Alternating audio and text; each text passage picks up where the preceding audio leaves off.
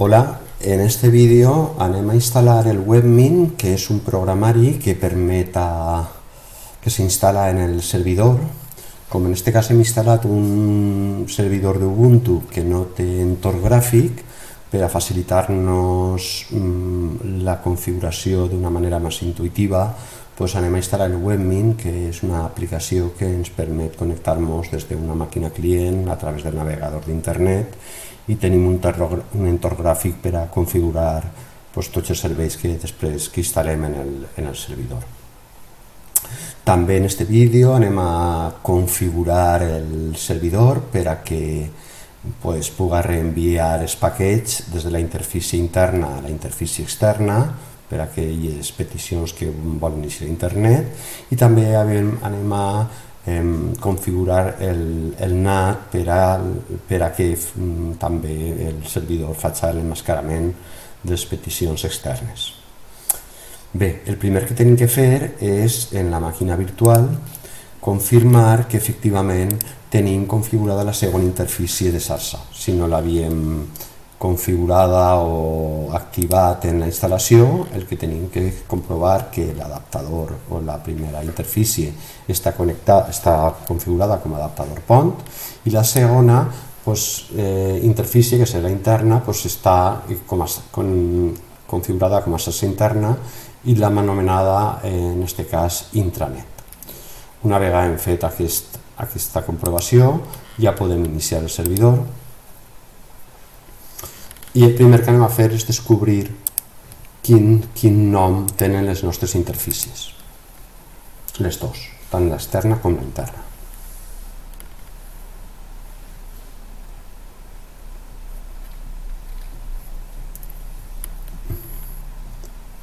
Bé, la versió de webmin que anem a instal·lar segurament serà l'última versió de webmin. Podrem veure, si ens connectem a la pàgina oficial de webmin, que l'última versió de webmin és la 2.05, 2.105. Aquesta serà la versió que anem a instal·lar en este Ubuntu Server.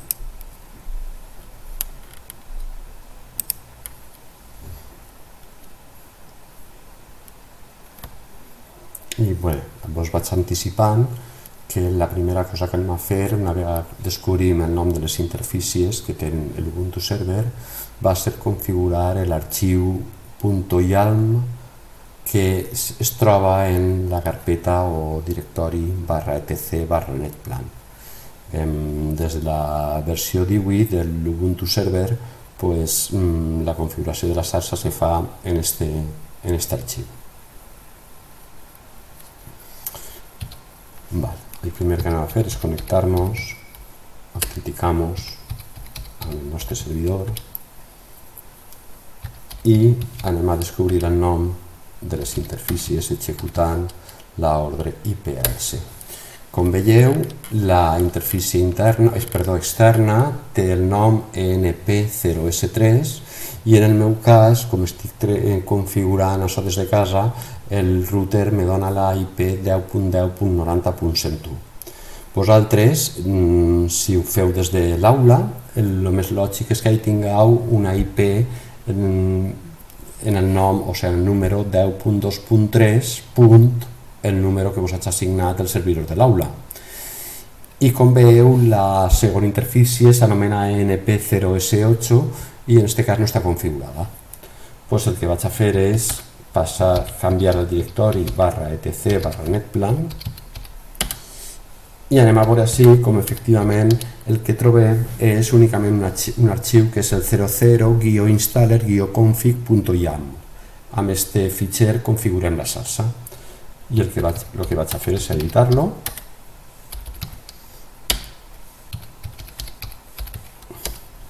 I com veieu, així tenim les dues interfícies. Estan per a obtindre les IPs automàticament.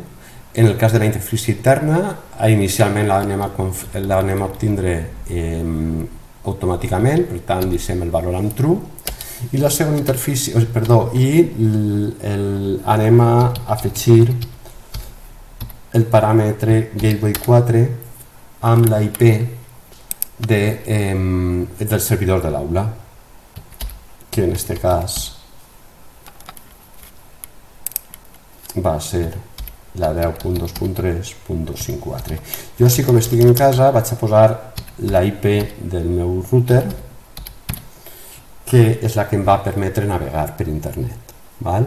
Però vosaltres en la configuració tindreu que posar la IP del servidor de l'aula.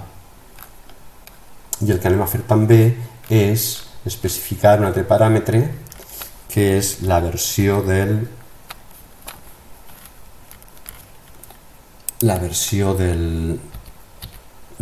que estem utilitzant. Este fitxer és molt, diríem, molt sensible i no podem utilitzar, tot i que tenim que identar la informació, no podem utilitzar la tecla del tabulador, perquè si no ens va donar problemes.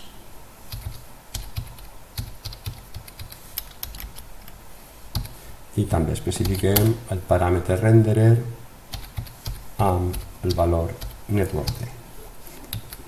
Bé, la segona interfície sí que la vaig assignar manualment, no volem que sigui automàtica.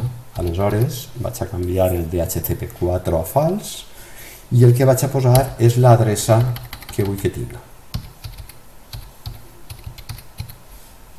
que en aquest cas vaig a especificar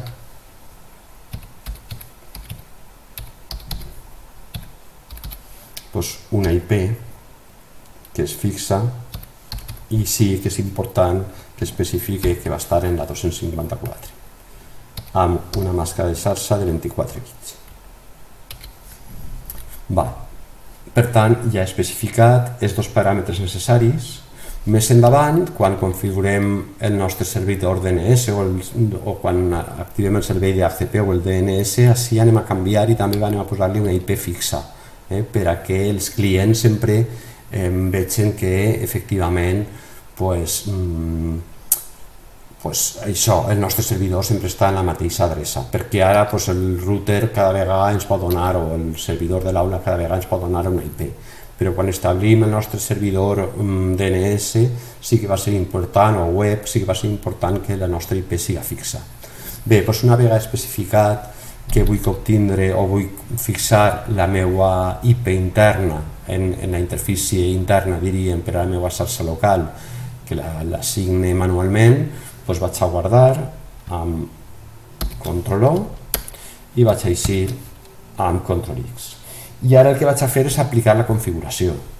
Per aplicar la configuració, el que vaig a fer és executar l'ordre sudo netplan apply. Si no hi ha hagut cap error, sí, així me dona uns avisos, però en principi no n'hi ha cap problema. I si jo ara torno a consultar quines IP són les que tinc configurades en les meves interfícies, puc veure que efectivament la IP externa continua sent la que m'ha assignat el router, que és 10.10.90.101, que és automàtica, mentre que la meva interfície interna, la que me va configurar la meva xarxa local amb els meus clients, ja està especificada com que és la 192.168.100.254. Bé, una vegada això ho tinc ben configurat, el que vaig a fer és habilitar el reenviament de paquets, el que s'anomena també IP forwarding. Per habilitar, el que tinc que fer és passar a la carpeta on tinc la carpeta etc, que és on està el fitxer sysctl.conf, i editar-lo.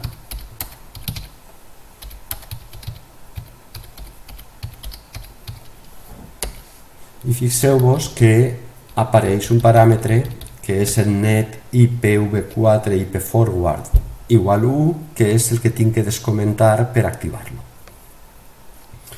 Guarde el fitxer amb Ctrl+O, ix de l'editor amb Ctrl+X, i el que vaig a fer és aplicar la nova configuració del reenviament de paquets, que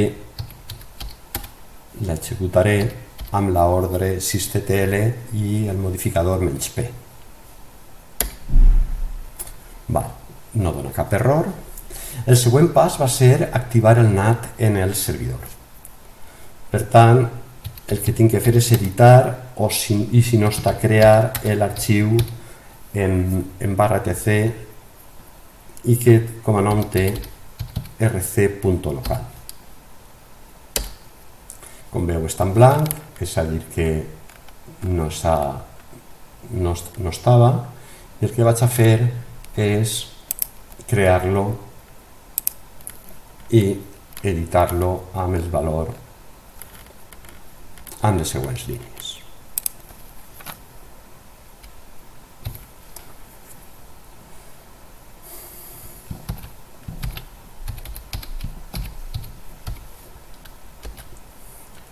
L'ordre que farà l'emmascarament serà iptables -t nat menys A mayúscula post routing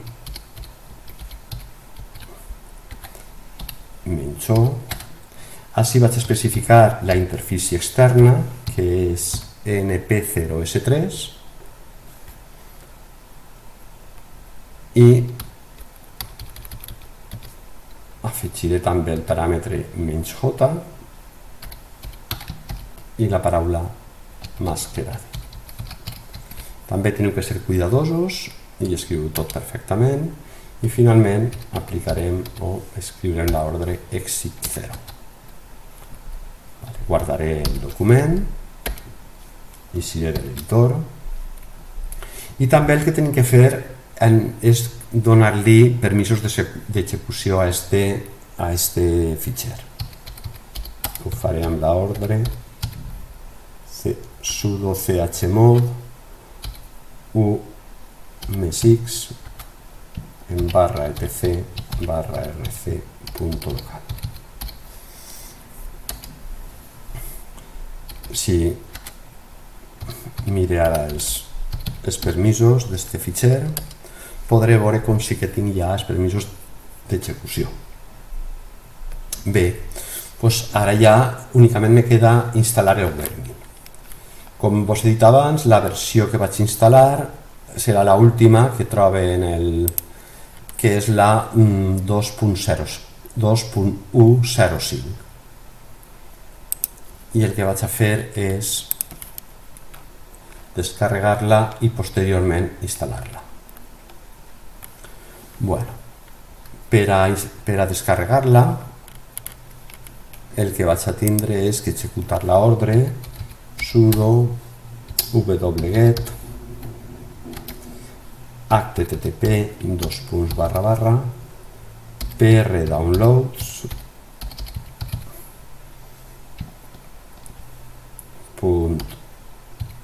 sourceforge.net /webadmin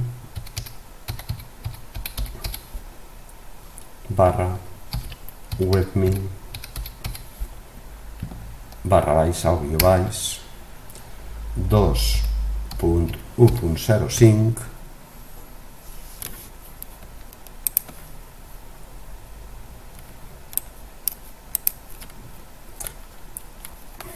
una altra vegada all.dev.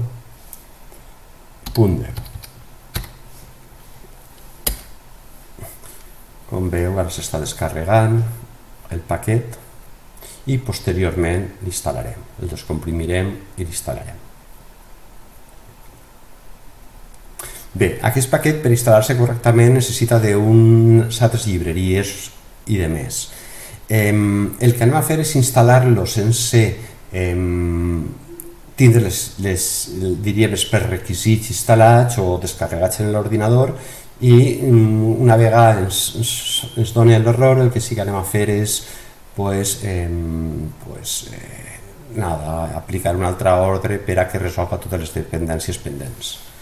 Bueno, per a descomprimir-lo i instal·lar-lo, executarem l'ordre sudo dpkg-install amb el nom del paquet que acabem de descarregar, webmin 2.105/2.all.dev i l'executem. Com veu, comença a desempaquetar-lo.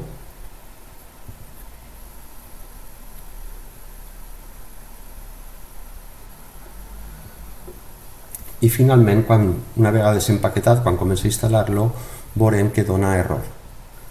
Això és perquè li falten algunes llibreries que tindrien que estar instal·lades. Si, com veu, ara m'he deixat l'error, que s'ha trobat errors al processar. El que vaig a fer és executar una ordre per a que resolga totes les dependències que han quedat pendents, que seria l'ordre sudo apt-get -f install. I ahí sí que ja descarregarà les llibreries que li fan falta i instal·larà el webmin correctament. Li dic que sí que vull continuar i, com veu, acaba de descarregar les llibreries que li fan falta, configurar-les i finalment acaba d'instal·lar el webmin sense cap error. Bé, amb això ja tenim l'Ubuntu Server instal·lat. Ara l'únic que ens caldria és comprovar que tinc accés a ell a través d'una màquina, que també està dins de la meva xarxa interna local i, en principi, amb aquesta configuració tindria que ser suficient per a que poguera accedir al nostre webmin, o sigui, al nostre servidor, en aquest cas. En principi, podríem fer la prova. Així tinc una màquina que ja havia instal·lat prèviament, un Mint, que podem comprovar com en els seus paràmetres de xarxa està en xarxa interna també, només té un adaptador, està en xarxa interna i està en intranet. El que vaig a fer és iniciar-lo. Clar, inicialment este ordinador no té cap IP, així que la tindria que donar manualment. El que vaig a fer és, en un altre vídeo, configurar el client amb una IP manual i veure com sí que puc accedir al webmin.